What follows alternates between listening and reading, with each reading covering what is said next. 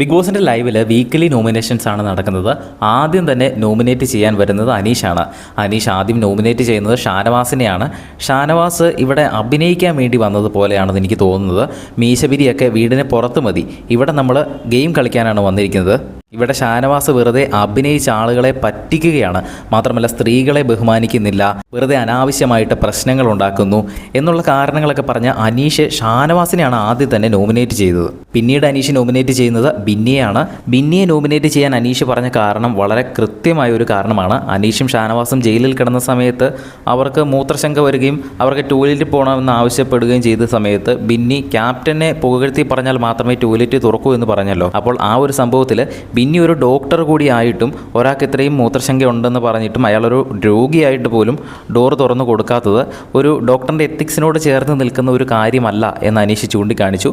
ഇങ്ങനെയൊക്കെ പറയുന്ന സമയത്ത് ഷാനവാസ് അവിടെ ഇരുന്ന് കൈയടിക്കുന്നുണ്ടായിരുന്നു. വളരെ കൃത്യമായ ഒരു കാര്യമാണ് എന്ന് ഷാനവാസും പറയുന്നു. അത് വളരെ ശരിയായിട്ടൊരു കാര്യമാണ്. ബിന്നി അത് ഒരിക്കലും ചെയ്യാൻ പാടില്ലായിരുന്നു. പ്രത്യേകിച്ച് ബിന്നി ഒരു ഡോക്ടർ കൂടിയാണ്. ഒരിക്കലും അങ്ങനെ ചെയ്യാൻ പാടില്ലാത്ത ഒരു കാര്യമായിരുന്നു. വളരെ കൃത്യമായ ഒരു കാര്യം പറഞ്ഞ് തന്നെയാണ് അനീഷ് നോമിനേറ്റ് ചെയ്തിരിക്കുന്നത്. എന്തായാലും അനീഷ് നോമിനേറ്റ് ചെയ്തിരിക്കുന്നത് ഒന്ന് ഷാനവാസും ഒന്ന് ബിന്നിയുമാണ്. ആരൊക്കെയാണ് നോമിനേഷൻ ലിസ്റ്റിൽ ഉൾപ്പെട്ടതെന്ന് ഉടൻ തന്നെ പറയുന്നതായിരിക്കും.